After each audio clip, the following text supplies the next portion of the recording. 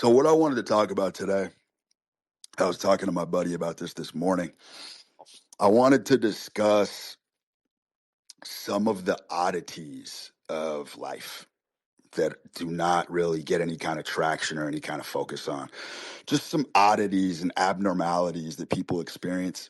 And I kind of want to flesh apart some of these things that I think that we grapple with, and I think I can elucidate a better understanding about some of these functions of life that I think confuse a lot of us. And how I want to start this thing. I mean, this thing is a fucking alligator to deal with. It's like a faceted jewel to a degree. It's like a fucking dodecahedron. You know, there's many different ways you can examine this. There's many different avenues you can take to kind of crack the kernel on this, but I'm going to start. So basically, there is a phenomenon where a lot of people claim that they have eidetic memory or closed eye hallucinations or prophetic visions. There's a lot of accounts of people just experiencing bizarre phenomenon in their head, you know, contact with the spirit realm, shit like that, vertiginous visions, uh, lucid dreaming while they're awake, stuff like that. So whenever I hear these types of phenomenons and whatever I hear people say that when they close their eyes, they're able to kind of tap into these realms, and they have these vivid, garish imagery, religious imagery they're able to see in their head. You can always connect people that have these experiences to some form of former drug use. And I'm not saying that that's not an attack. I'm not really bashing it. But the commonality is that anyone who has these types of experiences that seem extraterrestrial, they always have a history of drug use. And I want to explain what I believe are some biological facts about how the body works. I have zero science to back this up. But to the naked, observable eye, I think I'm dead on. And one of the things that I think that happens is that when you do drug use, particularly probably psychedelics, but I think all drugs kind of operate in the same way. I do not believe that they fully clear your system for a very, very, very long time. There are data packets that essentially get lodged in tissue. And I believe, just like looking at a cup of water, if you stare at a cup of water or you come back to a cup of water that's sitting stagnant, every once in a while you'll see fizz and you'll see bubbles kind of spring forth from nowhere, right? Or it's like dropping a fucking Alka-Seltzer tablet in water. What happens is that I believe those tiny crystals, and science misses the mark on this. Science, this is undetectable to science. This is very incognito, but it just makes perfect sense. I think these tiny data packets, like tiny crystals, get lodged in tissue, and every once in a while, one of those crystals will dislodge itself, misfire, and now you're looking at a refired experience of like a former psychedelic. So like people will have these visions, and I fully believe that they are real materially. You're actually seeing these things in your head. But I also think that it's a chemical reaction of things that are just kind of untwisting and unbinding themselves in the body. And I'm 100 fucking percent sure that's accurate. You can also observe this on the surface of reality. If you've ever been sitting in a room idle, right? The foundation, the ground, there's no shakiness whatsoever. We've all had the experience where like a vacuum cleaner is leaned up in a closet, right? And the vacuum will just magically fall. Or like a hamper, a dirty clothes hamper will like fucking fall down. Like things, objects and shit will just fall, and to the undetectable eye, you're like, how the fuck did that happen? Well, what you didn't see with the naked eye is that thing was slowly leaning and slowly tilting at a pace that like I said, the naked eye couldn't fucking see it. and then the thing just falls and hits the ground. The body is no different in the way that it deals with things. Things will just kind of fall and untwist, and that's kind of how moods and things in the body generally work in the first place. That's why things are so transient in the body. Now, the purpose of me mentioning this is because I think this distillation perfectly is cross compatible with my theory on personality formation. And my theory on personality formation, I don't think has ever been discussed, to my knowledge, in any kind of literature whatsoever. I do not believe that things fully clear the system. I mean, look, let's fucking fling science into the middle of this fight for a second. Science claims that a fucking teaspoon of canola oil stays lodged in your fucking tissues for 7 years. So it ain't that asinine to believe that hard drugs are also finding a way to stay lodged and engorged in certain areas of the body. Not a fucking far stretch. And so when it comes to personality formation, I don't think that the body really ever heals itself. Okay? The body, instead, the more efficient way to deal with trauma, injury, etc., is the body likes to build a cocoon around injury. It builds a nest. You know what I'm saying? Like, the injury itself in the body never ever fully is clear. Ever. You can look on a fucking C map. You can look on all these fucking technological devices. You can always still see that there's a side of injury, but the body likes to build cocoons around injury. That's sort of like a cushion. And when it comes to personality formation, I believe that this is an identical mechanism. When there is trauma to the personality or to the self-image that a man has, right? Maybe the way you view yourself, the feedback that you get from reality, there's not an even match there. What happens is I believe that the personality is like a layer cake. It builds more features of personality upon trauma to protect that site from ever being re-injured. So when there's trauma psychologically through lack of nurturing or through rejection or heartbreak, etc., the personality builds its own cocoon around the site of trauma. This is how you get ego expansion. This is how people develop personality traits. This is how people stand out from a crowd. This is how people sort of develop and expand and become interesting personalities. It's all a defense against pain and trauma.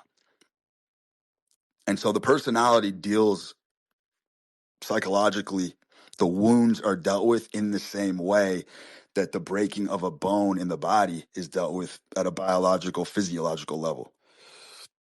I think this is very hard to argue. I think that it's dead on, headshot, bullet to the dome proof that the postmodern fascination with self-development is completely off the mark, because going into the wires and going into the cables of your personality and trying to untwist these cords and these mechanisms is a recipe for absolute disaster. I believe that being a man, specifically when it comes to dealing with the mental pitfalls and paradigms and traumas of life, being a man is largely about learning how to carry.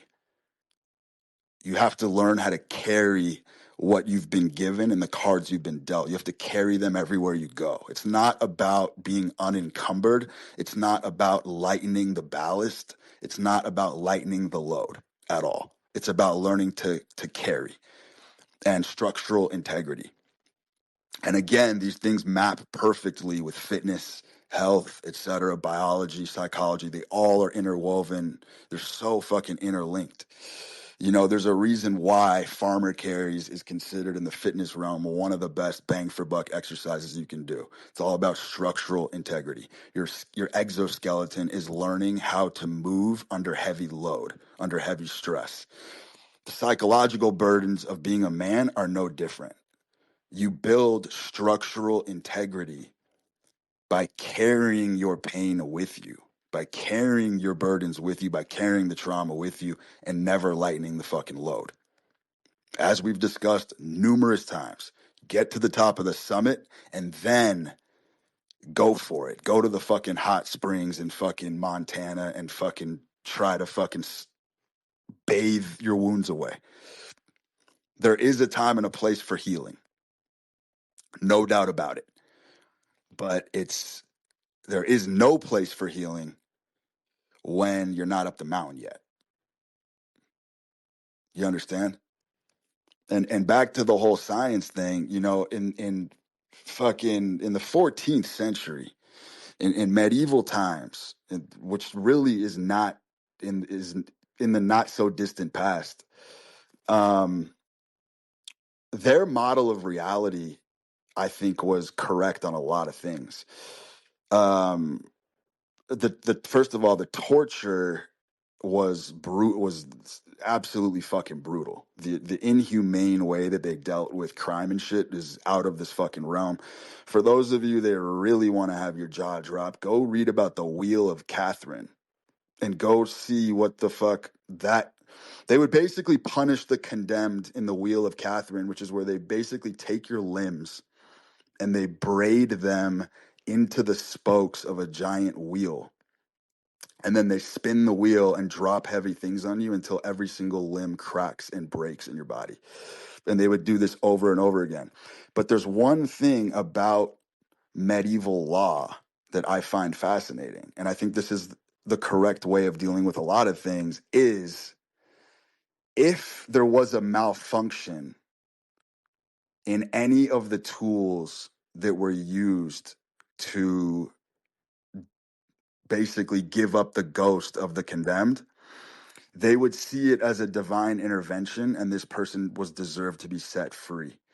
So like if the wheel stopped spinning and didn't work, or there was a malfunction, like one of those bladed pendulums was swinging down on your head in a guillotine and somehow it malfunctioned, they would look at that as a sign from God to let you go, and you were completely exonerated and absolved from everything that you did, and you got a fresh slate.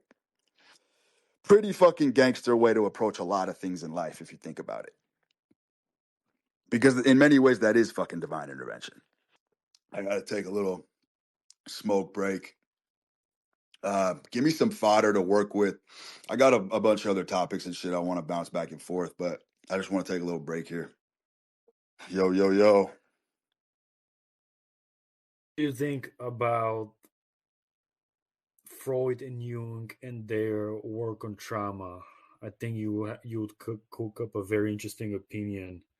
Do you think trauma can be removed, or is it permanently engraved into your No, body? I don't think trauma can be cleared at all. I don't think anything really clears the system. I don't really, believe it or not, I'm not really that academically um up to speed on Jung and Freud. I have like a very basic elementary understanding of the two of them. My understanding of Freud is that he basically thought that dreams were day residues.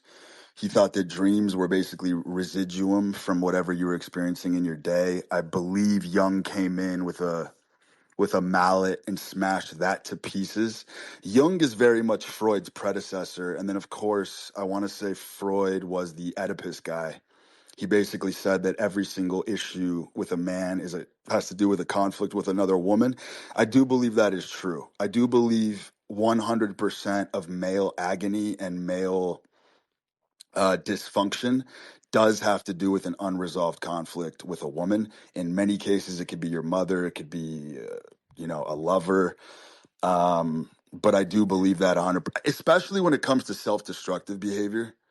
I think that men um, self-destruct when they have unresolved conflict with women for sure.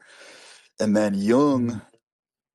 Jung is the Let's baller. focus on that, like What's up? self-destruction. Let's focus on that self-destruction because of unresolved conflict. We could say that's trauma, correct? We can say that's trauma, but here's the thing about self-destruction. Self-destruction is fundamental to just the animal nature of mankind in general, in the sense that I spoke about this before, but I'll go a little bit deeper on it. Whenever a man is dissatisfied with his life, I've literally to this day I've never seen somebody be able to apply a patch. I don't think patches work. I've never seen someone be able to kind of gradually, incrementally get better. Um, when there's a problem in a man's life, something that is agonizing, men tend to go the chemotherapy route, which is they're going to apply vast radiation and they're going to destroy everything in their life to kill every cell so they can fully rebirth and reignite. And particularly when it comes to relationships with women, men have a very hard time leaving long-term relationships, very difficult time. And what I believe is instead of when they get trapped or they feel stuck, this could also apply to the workforce or you're at a job that you feel trapped and stuck in. Men just apply chemo. They just fucking destroy everything. They start eating like shit. They stop training. They let their mind slip away. They let everything kind of die so they can rotate the coals and sort of start the rotisserie again. This just seems to be and unfortunately, like modern science, modern clinical medical stuff will say that this is extremely dysfunctional and extremely unhealthy. Not necessarily the case because I was going to ask rebirth. that. Is Yeah, that go ahead. you? Is that you? Is that what you do, or is that what like everybody does? That's 100 fucking % what I do. That's 100% what I do. But as soon as I started embracing that about 15 years ago, Uh-huh. a lot of my agony actually disappeared and went away. Mm. As soon as I really started to understand, I mean, because look, man, if you look at the animal kingdom, molting. If you want to ever do an interesting read about molting, all animals, literally every single type of species, goes through a process of shedding old skin and Yes. generating new. And Yes. so, and humans do the same thing. We just do it in a different way because obviously we got the neocortex and our psychology is a lot more complex. I mean, people claim dolphins are smart, but they are light years away from being able to English and Hmm. articulate and create the kind of fucking art and sonnets and music and shit that we create. So, um, Okay. because we have that layer of complexity that animals don't have, I think self destruction is our version of molting. Well, let's agree on this. Self-destruction is a way for people to experience something new and to reroute their brain into new beliefs. Can we agree on that? 100%. This skin you're talking about is just beliefs, it's just identity. Yeah, and ultimately, I do think too, men do have an impulse to move towards this notion that they can run it back. I think I've said this before as well. I think what terrifies men the most, if we're being super honest with ourselves, all of us are terrified that if we lost everything, there's a lot of terror in wondering what would happen to your state of being and having dependency on success, having dependency on whatever you've achieved and using that as a crutch to lay your confidence on that mantle. A lot of us are really terrified to question that. Like, what would happen if this all kind of went away and I had to run it back? This is also why I said the only battleground worth a piss when it comes to self development is your state of being. Because waking up every day a naked man, meaning no Rolex on the wrist, nothing, Hmm. Hmm. nothing. What can you do? What can you generate? What can you foster? What can you create? What kind of earthquakes, what kind of shock waves can you inflict on your reality when you really don't have anything?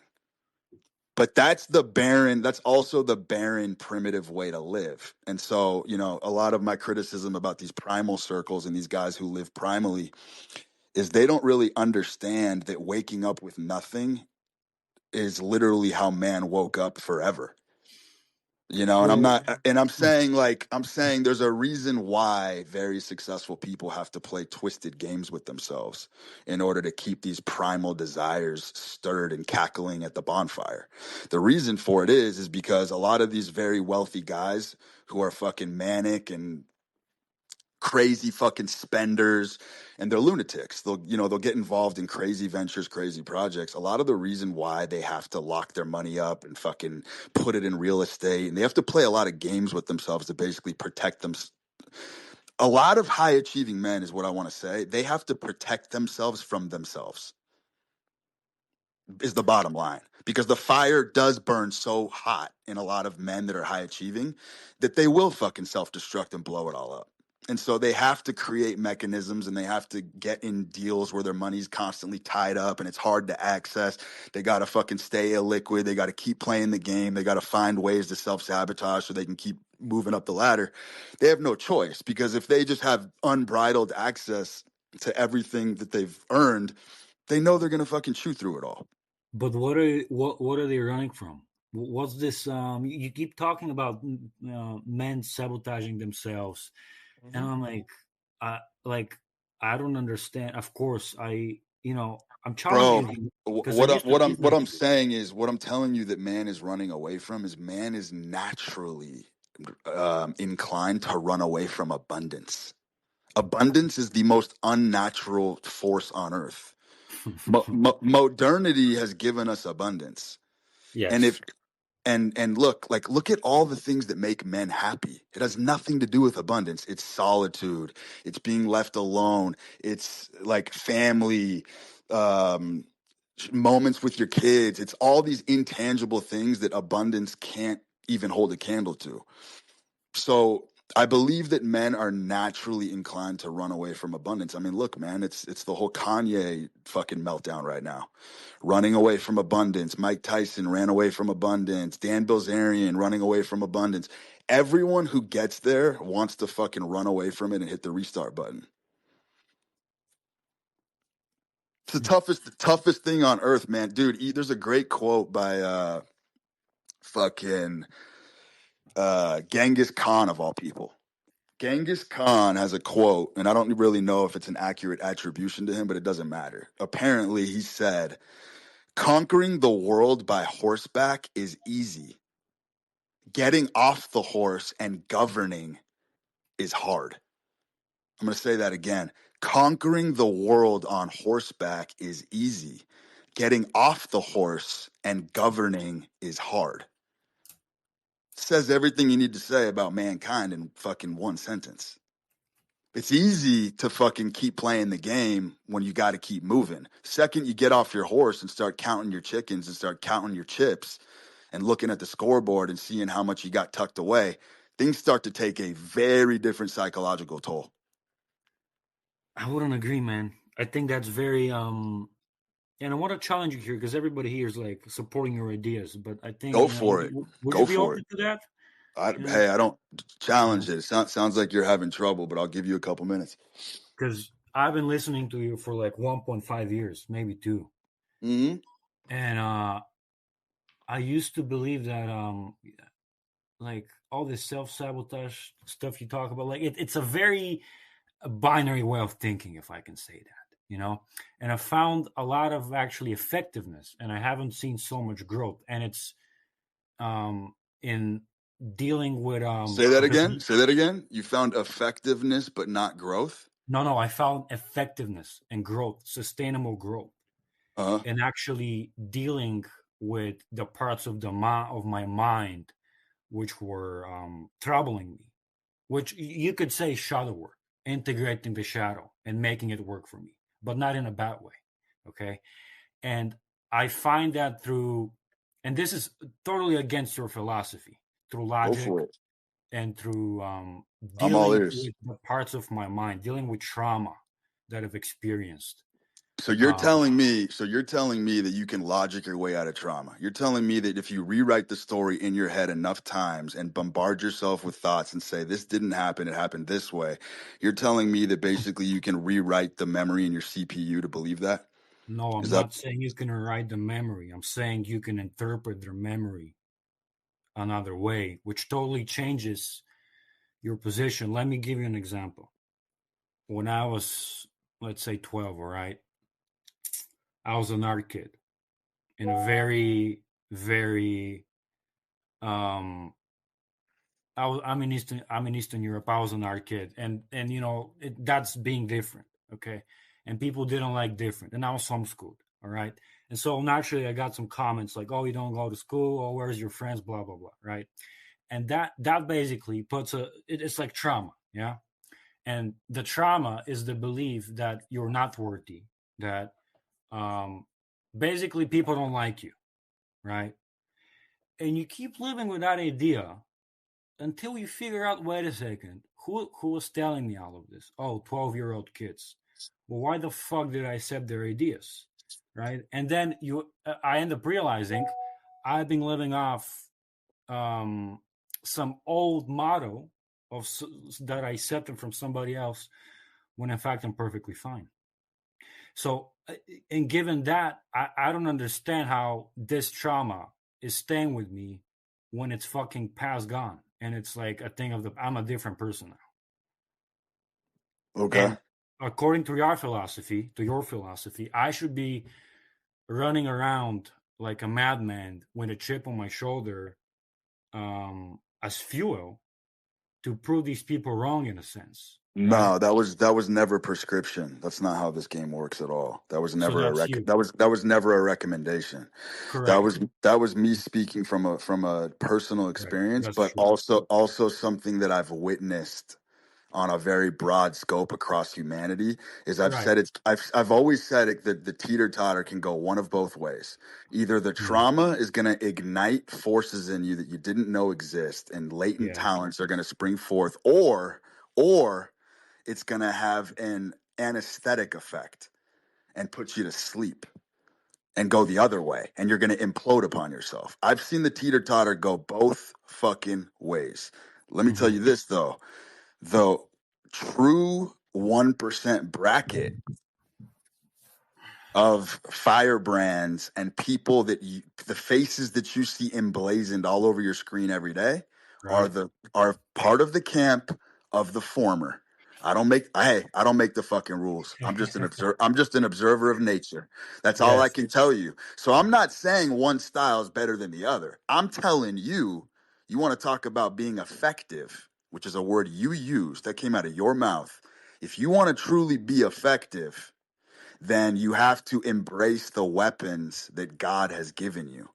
The weapons. In other words, if you can step into an armory, okay, if you take the Hmm. average person into an armory and you get pick of the litter, you can pick a fucking grenade launcher, you can pick a fucking cannon off an M1A1 Abrams tank, or you can pick a fucking water squirt gun. Most people are taking the fucking squirt gun.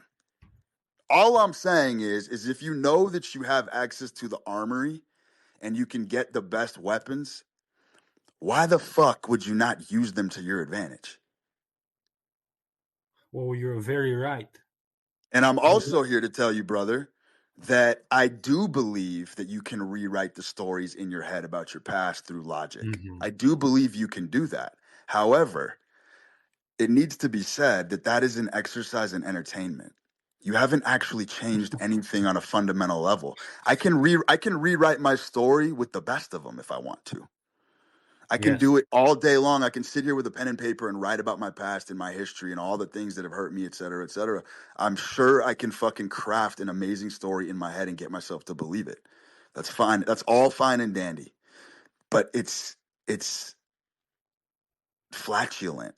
You understand? It's for entertainment purposes. Nothing has truly changed. So That's what? why I don't like the idea of descending deep into your psyche to understand. Yes, because you keep making stuff up just to make stuff, just to work on. Correct. Yes. Correct. You're Mhm. choreographing. You're just making Yeah. shit up. And you Yes. can Well. do that. And you can do that because, as you know, I am pro crutches. I am very pro crutches. I'm pro cope. I think coping is a necessity as a man. There's zero reality, and truth is very grim and very bleak.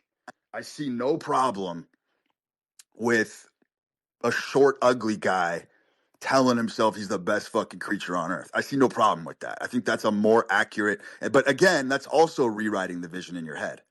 And that is for entertainment purposes. You know, a kind of an adjunct to this, brother, to kind of bring this home further, is that someone asked me the other day, they said, what is the most attractive quality in a man to a woman? One of my boys texted me this, like, what's the number one? And I actually had to sit there for a minute. And I responded and I said entitlement. Entitlement, like I said ability to entitlement. deserve something. Correct. And I think, I don't think there's a more accurate word for it, because we all know at a fundamental level that life does not go to the deserving. Life is not a meritocracy. Life gets handed to those who reach out and take it. You understand? And Well, why so would they take it if they don't think they deserve it? being an inferior, unqualified man, and then being able to punch above your weight and being able to take on a challenge that you are not qualified for, there is nothing more masculine than that. A Nothing. hundred percent, 100%. But let me And ask you a so, question. that's the beauty of the whole. That's the whole Beauty and the Beast thing, right? The ogre in paradise is what I call it. Women love the ogre in paradise. Women love the not so handsome, not so put together motherfucker who has blazing confidence and aptitude and will take on challenges that he's not even worthy on paper of doing. Yeah, but he's worthy in his mind. Otherwise, he wouldn't shoot for them. Correct? That's it, baby. That's the entitlement. But you can't manufacture entitlement either. Ah, you People are can. like, I'm You going to walk can. around and pretend that I deserve this. You can't live that way either. You know, the Not best if you mental, don't pretend you are. exactly. You don't pretend it. The best model to go through life, man, is like guys will pass by women and then they'll message me and be like, dude, I'm beating myself up. There's this chick that I should have spoken to, missed the mark. I think the best model to go through life is when you walk by a woman that you were interested in and nothing happened, you really should be in a natural state of being that she should have said hi to you. That's the ultimate fucking place to be on everything. On everything. And by the way, that kind of entitlement does have gravitational forces that will fucking suck things into your vortex. There is no doubt about it. And you're not. Are you born with it? No, I don't think you're born with entitlement at all. Right. I think entitlement is actually a kingly trait for sure. I think it's an aristocratic trait. Okay. Um, Definitely, there could be some blood engineering with it, but I think ultimately, man, like I said before in the beginning of the show, I think that entitlement is absolutely a defense mechanism against trauma. You get beat up enough times and you find a way to come back, eventually you're going to have no choice but to sit there and think that you're deserving of more than what you really deserve. It's Well, this is triumphalism, by the way. yes, yes. You can't want something if you don't have it in the first place. There you go. Okay. Triumphalism is a very powerful mental model. It has to do with, being conceited, being haughty, being fucking cavalier, all those traits that get kind of decried by the corporate ministry. I think that a lot of those traits are actually very beneficial if you can learn how to use them properly. But you can't manufacture this. And look, the reason why I'm so pro challenge and making life complicated and more difficult than it has to be is for one simple reason. Because I think that when you do overcome those challenges, I think what happens is you do learn to fully rely and depend on yourself. And I think that's really what my ultimate wish for every man is to really learn how to fucking holster your own being to achieve whatever you want. You don't need anything. You don't need a sales pitch. You don't need to fucking hone this skill, this talent. It's already all within you. And There we go. I That's what I really wanted to fucking hear. believe, I really fucking believe that. By the way, sidebar, because you mentioned it earlier, conservatism is kind of gay in the modern world because you have to understand that it's like you have to embrace the new norms. And one of the new norms that I think has gone over people's heads that we need to start embracing is that in many ways, incompetency has been promoted. Kind of goes back to what I said about being an unqualified man. People that are incompetent, I see absolutely fucking going higher than anybody else. Competency is very, very overrated in the sense that we now live in a timeline where you get rewarded for taking on things that you're not qualified to try. Like everything is so accessible now.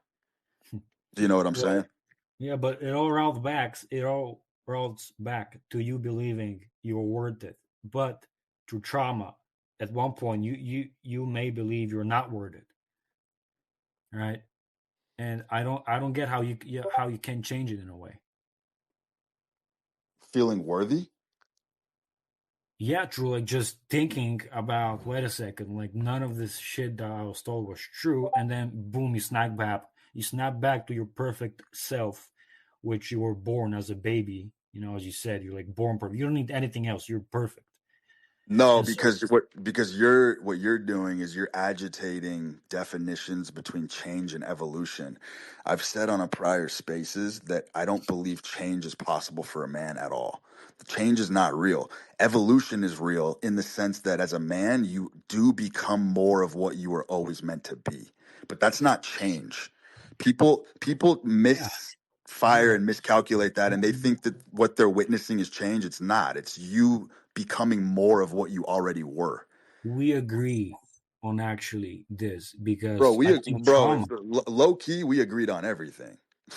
You tried to throw because a monkey wrench in the fucking wheel, but really you just fucking subliminally agreed with everything I just fucking said.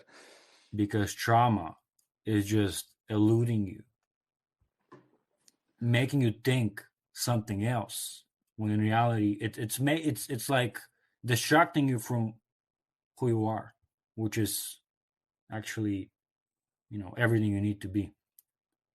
So in the end of the day, removing trauma is returning back to who you are. 100%. It's not 100%. building something. It's not adding. You need to remove. Hey man, I enjoyed the banter. It's I'm great. It gonna was great. I'm Thank gonna you, I'm bro. gonna I'm gonna keep it moving, take it easy, bud. You know what's funny about life? Being unemployed, like chronic unemployment, being unemployed for a very long period of time and learning how to keep your head above water and being super scrappy and kind of just knowing how to survive and being resourceful with whatever you got. Isn't it funny that extended unemployment and the people that I know that have been unemployed forever and fucking learned how to work for themselves and literally create material out of thin air. At the end of a long stint of unemployment, I truly believe that you are basically qualified for any job. Like, I've been unemployed for 20 years. It's been super scrappy. Built a couple businesses, built some systems. I've gone belly up 100 fucking times. I really could probably step into pretty much any fucking corporate position right now with zero resume, and I would smash everybody. There's no doubt about it. The fucking CEO of Chase might disagree with me, but he can take a hike for a day and give me the fucking reins. Let's see what happens. And what I'm really talking about here is aptitude, just aptitude, like the ability to adapt, the ability to learn a gig. I just think it would come so easy. There's nothing I couldn't do. There's no role I wouldn't fucking crush. Zero. None. Because the ultimate life skill is just knowing how to live. It's not about employment. It's not about these adult responsibilities that everybody fucking freaks out about. It's learning how to live. Living. You understand? None of the fucking skills are actually learned on the job. That was a fucking lie. That was a fucking big fat fucking lie. All the fucking skills are learned off the job, if we're really being honest. I mean, those of you who think you're clever are going to be like, what about being a surgeon? What about, I mean, shut the fuck up. Obviously, there's certain fucking ones that are going to require a high level of academia. But the point still fucking remains. Being unemployed for long periods of time is how you find your true calling, number one. It's the only way to find your true calling. You get blunted when you get stuck on, when you ladle yourself with a soup of steady income. You know what I'm saying? You end up cucking your spirit. You end up kind of squelching and extinguishing the voices that kind of are trying to lead you in the correct direction.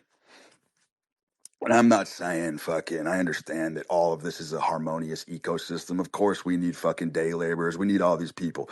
I'm just saying, for those of you that know there's a higher calling for you and have known for quite some fucking time, unemployment is the only way you're going to figure out what to do.